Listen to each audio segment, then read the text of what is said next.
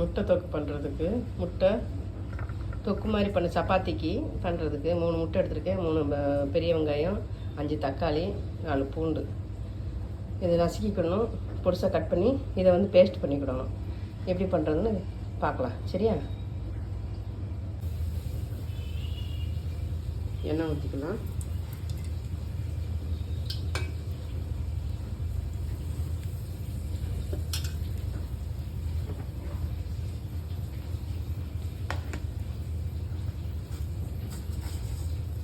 கடுகு போட்டுக்கலாம், கொஞ்சம் ஜீரகம் போட்டுக்கோங்க.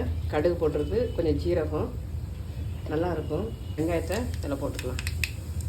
கடுகு வெடிஞ்சிருச்சு.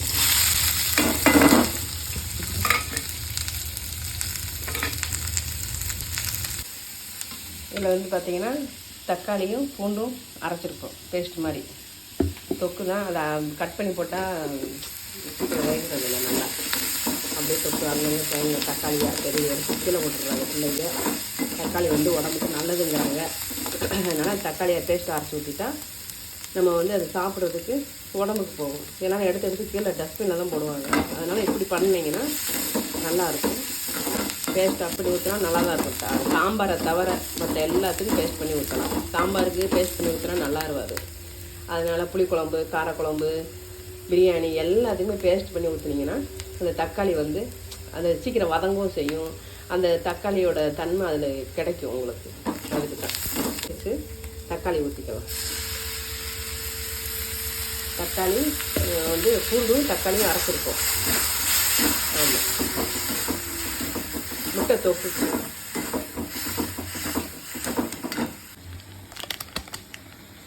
இதுக்கு குழம்பு பொடியே போடலாம். குழம்பு பொடி உங்களுக்கு தேவைன்னா சிக்கன் பொடி போட்டுக்கலாம். ஆனால் நான் குழம்பு பொடியும் கொஞ்சம் கரம் மசாலா பொடியும் போடுவேன். உங்களுக்கு எப்படி வசதியோ இப்படி போட்டுக்கோங்க. இது நான் சாம்பார் பொடி தான் போடுறேன். சாம்பாருக்கும் போட்டுக்கலாம், புளிக்குழம்புக்கும் போட்டுக்கலாம். அந்த குழம்பு அதனால் குழம்பு பொடி தான். இதில் கொஞ்சம் வந்து மஞ்சப்பொடி, கொஞ்சம் மஞ்சப்பொடி போட்டுக்கலாம். கொஞ்சம் மிளகா பொடி, காரத்துக்கு உங்களுக்கு தேவைன்னா எவ்வளோ தேவையோ அவ்வளோ போட்டுக்கலாம்.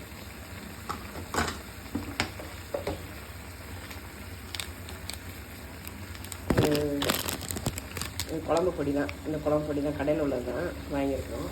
குழம்புகளுக்கு எல்லாத்துக்கும் போடுறது அந்த பொடியை போட்டுக்கலாம். கரம் மசாலா பொடி போடணுன்னாலும் நீங்கள் போட்டுக்கலாம். நான் கரம் மசாலா பொடி இல்லை, அதனால இருக்கிறத வச்சு